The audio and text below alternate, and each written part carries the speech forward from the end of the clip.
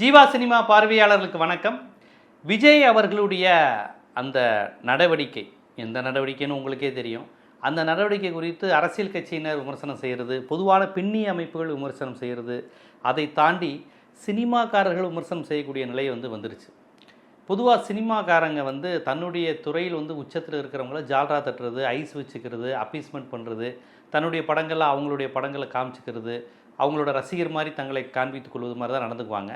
ஆனால் அந்த விஜய் மேட்ரு எந்த அளவுக்கு ரொம்ப மோசமாக போயிடுச்சுன்னா, சொந்த திரைத்துறையினரே கடுமையாக விமர்சிக்கக்கூடிய நிலைக்கு போனாங்க. இதில் என்ன கவனிக்க வேண்டியதுன்னா, இவர் அரசியலுக்கு வர்றாருனோன்னா, ஏன் இவர் வந்தால் என்ன புதுசாக வர்றாரு வாழ்த்துக்கள் அப்படின்னு சொன்ன இயக்குனர் அமீர், இயக்குனர் சமுத்திரக்கனி, அப்புறம் ரொம்ப ஜூனியர் நடிகரான என்ன சொல்லப்போனால் விஜயோட ரொம்ப ரொம்ப ஒரு சாதாரண நடிகர் விமல், அவரெல்லாம் போட்டு அசால்ட்டாக விஜயை விமர்சிக்கக்கூடிய நிலைக்கு போயிருக்கிறாங்கன்னா, ஓரளவுக்கு சிந்திக்கக்கூடியவங்க எந்த துறையில் இருந்தாலும் எந்த கட்சியில் இருந்தாலும் அவர்கள் விஜயோட அந்த நடவடிக்கையை கிளின்னு கிளிக்க ஆரம்பிச்சிருக்கிறாங்க.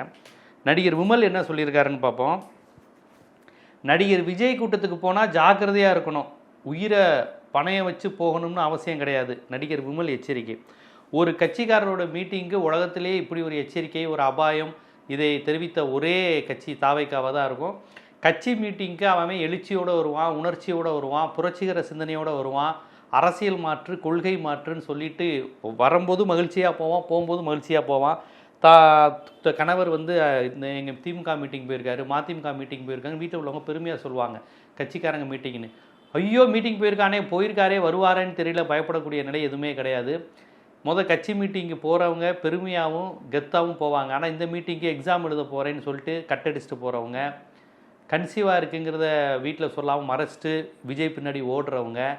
ஸோ இது ஒரு தொண்டர் கட்சிங்கிறத தாண்டி சினிமா தேட்டரில் ஓப்பனிங் டேயில் அந்த சினிமா ஸ்க்ரீனில் ஹீரோவை பார்த்தோன்னு கத்தக்கூடிய அந்த லோ கிளாஸ் ரசிகர் கூட்டமாகவே இது இருக்கிறதுனால இந்த கட்சியை பார்த்து தமிழ் சமூகமே மிரளுகின்ற, பயப்படுகின்ற, ஐயோ இப்படி ஒரு கூட்டம் உருவாயிருச்சேன்னு பதறுகின்ற நிலை வந்துருச்சுக்கு. தொடக்கத்திலேருந்தே நம்மை போன்றவர்கள் விமர்சனம் செஞ்சுட்டு வரோம், தமிழ் சமூகத்துக்கு ஆபத்துன்னு சொல்லிட்டு வரோம். ஆனால் இன்றைக்கி அவர் துறை சார்ந்த சினிமாக்காரங்களே விமர்சிப்பதுங்கிறது கவனிக்கத்தக்கது.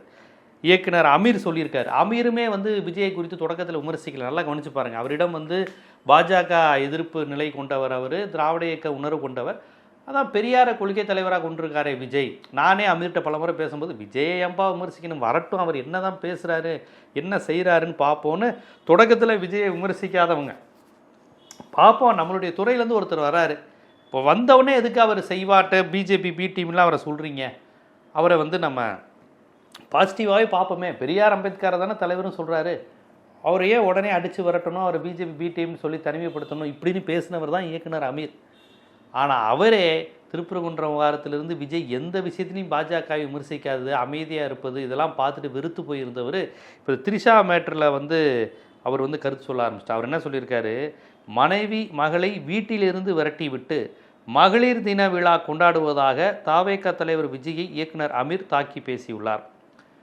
இந்த விஷயங்கிறது எல்லாருக்கும் இதாகிடுச்சு. அதாவது மக்களை காப்பாற்ற போகிறேன், மகளிர் நாள் கொண்டாடுறேன், பெண்களுக்கு நான் தான் பாதுகாப்பு, பெண்களுக்கு நான் வந்தால் 2500 கொடுப்பேன், ஆல்ரெடி கவர்மெண்ட் கொடுத்துக்கிட்டு இருக்கிறத ஓசி பணம், மக்கள் வரி பணம், இவங்க யார் தெரியுமா அப்படின்னு கேட்டுட்டு நானும் அவங்க சொல்கிறதான் செய்வேன், அதை தான் ஆல்ரெடி செஞ்சுக்கிட்டு இருக்காங்களே.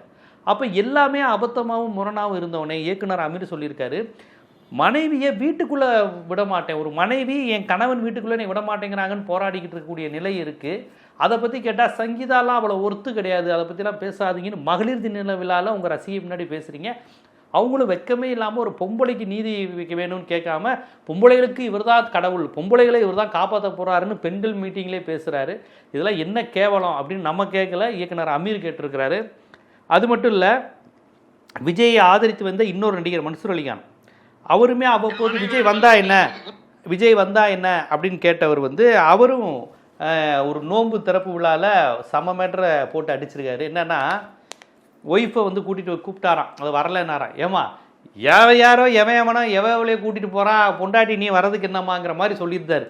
அவர் யாரை சொல்கிறாருன்னு அந்த நோன்பு திறக்க வந்த விழாவில் எல்லாருக்கும் தெரிஞ்சிருச்சு. அதாவது நான்லாம் என் விழாவுக்கு என் கட்டின பொண்டாட்டியை தான்ப்பா கூட்டிகிட்டு போகிறேன், கண்டவளை கூட்டிகிட்டு போகலன்னு மன்சூர் அலிகான் சொல்கிறாரு. யாரை சொல்கிறாரு? விஜயை தான் சொல்கிறாரு. மனைவியை எங்கேயோ விட்டுட்டு யாரையோடய சுற்றுறாரு விஜய் அப்படிங்கிறத மன்சூர் அலிகான் சொல்கிறார். இந்த மன்சூர் அலிகான் ஒன்றும் விஜய் எதிர்ப்பாளர் கிடையாது. விஜயெல்லாம் அவர் இப்போ கடுமையாக விமர்சிக்கவும் இல்லை. எல்லாரும் இது பண்ணிக்கிட்டு இருக்கப்போ விஜய் வரட்டும், விஜய் கரூர் சம்பவத்திலேருந்து பல விஷயங்களை கூட விஜய் இவங்களாம் கடுமையாக விமர்சிக்காமல் விஜய் வரணும், விஜய் ஏதோ முடக்க பார்க்குறாங்கிற மாதிரி கூட லைட்டாக அவ்வப்போது விஜய்க்கு ஆதரவாக கூட பேசிக்கிட்டு இருந்தார். முழுசாக ஆதரிக்கலைனா கூட சரி ஏதாவது வரட்டும் அப்படிங்கிற மாதிரி பார்த்தாங்க. அவருடைய லியோ படத்தில் கூட ஒரு வில்லனாக நடிச்சிருந்தார். இப்போ இந்த மாதிரியான சூழ்நிலையில் இவருடன் வில்லனாக நடித்தவர்கள், துணை நடிகராக நடித்தவர்கள், இவருக்கு பிறகு ஃபீல்டுக்கு வந்த சின்ன நடிகர்கள், சக இயக்குனர் சமுத்திரகனி, என்னப்பா இது சமுத்திரகனி விஜயை ஆதரித்தவர், அவர் இப்போ கேட்டுட்டார், என்ன திரிஷாவோட தானே ஏதாவது பேசணும் கொள்ளனா திரிஷாவை வீட்டோட வச்சுக்க வேண்டியதானே, திரிஷாவை வீட்டோட வச்சுக்க வேண்டியதானே, திரிஷாவோடையே வெளியே வர, வீட்டுக்கார அம்மாவோட வெளியே வர்றதில்ல, வீட்டுக்கார அம்மாவோட நீ குடும்பம் சேர்ந்து வாழ்கிறதில்ல, இதெல்லாம் ஒரு பக்கம் விமர்சனமாக வந்துக்கிட்டு இருக்க நேரத்தில் திரிஷாவோட சேர்ந்து நீ வெளியே வரையப்பா, அதை வீட்டோட வச்சுக்க மாட்டியாப்பாங்கிற ரேஞ்சுக்கு சமுத்திரகனி, இயக்குனர் பாலா, இயக்குனர் ஆர்வி உதயகுமார் 3 பேர் சேர்ந்து பேசுகிற இடத்துல இந்த கேள்விக்கு வந்து 3 பேருமே கடுமையான விமர்சனத்தை விஜயினுடைய இந்த செயல்பாடு குறித்து, குடும்பத்தை அவமதிப்பது, மனைவியை இழிவுபடுத்துவது, பையன்கிட்டருந்து விலகி இருப்பது, ஆனால் ஒரு நடிகையுடன் சேர்ந்து இவர் இது பண்ணிக்கிட்டு தொடர்ந்து இருக்கிறாரே அப்படிங்கிறது விமர்சனம் வச்சிருக்கு. இயக்குனர் பார்த்திபன் கூட திரிஷா அவர்கள் வீட்டிலேயே குந்தவையாக இருந்தால் நல்லது, குந்த வைத்து இருந்தால் அப்படின்னா குந்தவை அப்படிங்கிறதையும் வீட்டிலேயே இருமா ஒன்னைட்டு பெரிய பிரச்சனையாகுதுன்னு பார்த்திபன் ரொம்ப பட்டுப்படாமல் தான் பேசுவார்.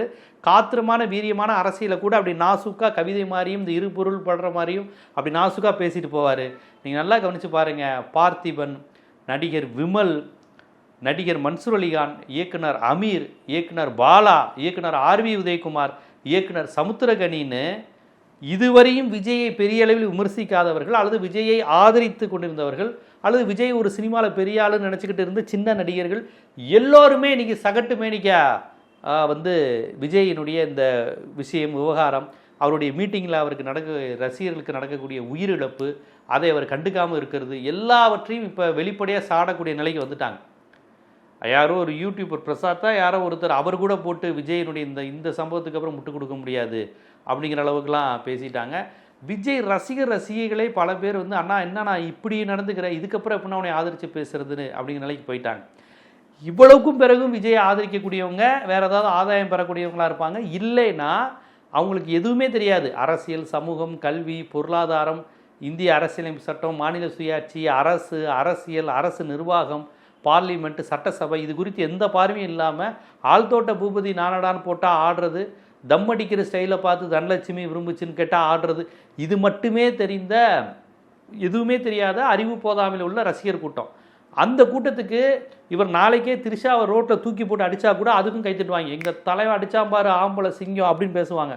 அது லேடிஸும் வந்து சூப்பரு, ஆம்பளைனா அடிக்க தான் செய்வா வாங்கிக்கோ, ஆம்பளைனா 2-3 பேரோட இருப்பான் வாங்கிக்கோ பொறுத்துக்கோ அப்படின்னு இன்றைக்கி சங்கீதாவை கேவலமாக பேசிட்டு, பொம்பளைனா அப்படி தான் நீ இப்படி கொண்டு, ஆம்பளைனா விஜய் அப்படி தாண்டி இருப்பான் அப்படின்னு பேசக்கூடிய ரசிகைகள் இருக்காங்களே, அந்த ரசிகைகள் நாளைக்கு திரிஷாவை தூக்கி போட்டு அடித்தாலும் கைத்தட்டுவாங்க.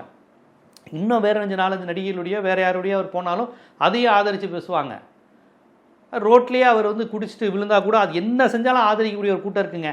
அவங்க விஜயை விட்டு என்றைக்குமே வரமாட்டாங்க. என் புருஷனை விட பிடிக்கும், என் புருஷனை விஷம் கொடுத்துட்டு விஜய்க்காண்டி வாழ்வேன், என் விஜய்க்காக நான் பொண்டாட்டியாக போகிறேன், நேற்று வரையும் தங்கச்சியாக இருந்தேன், இன்னிலேருந்து விஜய்க்கு பொண்டாட்டியாக போகிறேன், இப்படி பேசுனாங்களே இந்த கூட்டம் வந்து அதுக்கு என்னன்னே தெரியாது. அது விஜயை தவிர வேறு ஒன்றுமே தெரியாது. விஜயை பார்க்க போகிறோம், பக்கத்தில் பார்த்துட்டோம், செல்ஃபி எடுத்துக்கிட்டோங்கிறத தவிர வேறு எதுவுமே தெரியாது.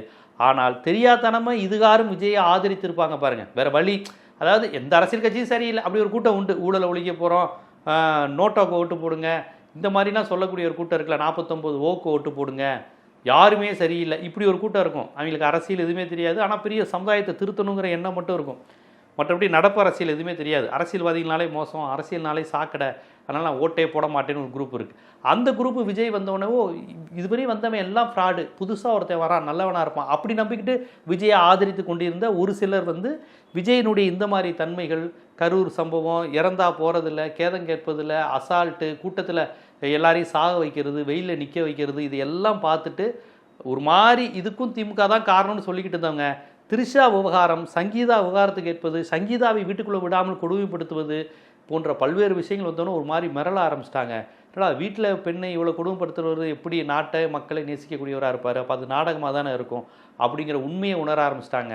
ஸோ விஜயை நேற்று வரை ஆதரித்த பிரபலங்கள், திரையாளுமைகள் கூட இன்று கடுமையாக போட்டு வெள்ளுன்னு வெளுத்துகின்ற, காரி துப்புகின்ற நிலைக்கு போயிடுச்சு. கோடம்பாக்கமே காரி துப்புகின்ற நிலைக்கு போயிடுச்சுன்னா உண்மையிலே இது பெரிய ஒரு ஒரு நல்ல மனமாற்றம் தான். விஜயோட முகத்திரைங்கிறது கூடி சீக்கிரம் கிழிந்து தொங்கி கொண்டு இருக்கிறது. எப்படியா இருந்தாலும் விஜயை ஆதரிச்சுக்கிட்டு போகிறேங்கிறது ரசிகை குஞ்சுகளை விடுங்க. அந்த ரசிகர்களுக்கு எதுவுமே தெரியாது நாட்டில். அது ஒரு குறிப்பிட்ட குரூப் இருக்கும். பட் ஓரளவு படிக்க தெரிஞ்சவங்க, விஷயம் தெரிஞ்சவங்க எல்லாம் விஜயிடமிருந்து விலகுகிறார்கள், விஜயை பார்த்து பதறுகிறார்கள், பயப்படுகிறார்கள். ஐயோ இவ்வளோ பெரிய சைக்கோவா அப்படின்னு பதறக்கூடிய நிலைக்கு வந்துருச்சு. விஜய் ரசிகர்களையும் ஓரளவு பகுத்தறிவு உள்ளவர்கள் விலகிட்டாங்க. நடிகர்களையும் நேற்று வரை ஆதரித்தவர்கள் விலகி வருகிறார்கள் அப்படிங்கிறது ஒரு ஆரோக்கியமான விஷயம். விஜய் யார் என்பதை மீண்டும் மீண்டும் நீங்கள் மனசாட்சியோடு பாருங்கள். விஜயை பற்றி திட்டுனாலே திமுகவா, நீ இந்த கட்சியா அந்த கட்சியானா தயவுசெய்து விடுங்க. எந்த கட்சியும் நீங்கள் ஆதரிக்க வேணாம். பட் விஜயை ஆதரிப்பதற்கு நியாயமான காரணம் இருக்கா, தர்க்க நியாயம் இருக்கா? எந்த விதத்தில் ஊழல் ஒழிப்பா, சாதி ஒழிப்பா, மத எதிர்ப்பா, பகுத்தறிவா, ஜனநாயகமா, சினிமா வெறியை எதிர்க்கின்ற ஆற்றலா, மனிதர்களை நேசிக்கின்ற தன்மையா, மொழிப்பற்றா, இதில் ஏதாவது ஒன்று இருக்கா?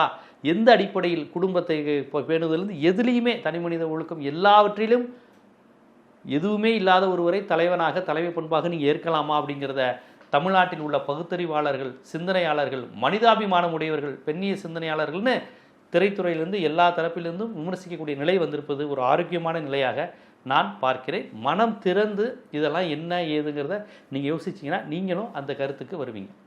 இது போன்ற சினிமாவுக்கு பின்னால் உள்ள அரசியல், சினிமாவை எப்படி அணுக வேண்டும், சினிமாவுக்கு பின்னால் உள்ள பல்வேறு பேசப்படாத கருத்துக்கள், பேசப்பட வேண்டிய அரசியல்னு பல்வேறு விஷயங்களை தொடர்ந்து நீங்கள் கவனிக்கணும், தெரிஞ்சுக்கணுன்னா நம்ம ஜீவா சினிமா சேனலை சப்ஸ்கிரைப் பண்ணுங்கள், ஆதரவு தாங்க.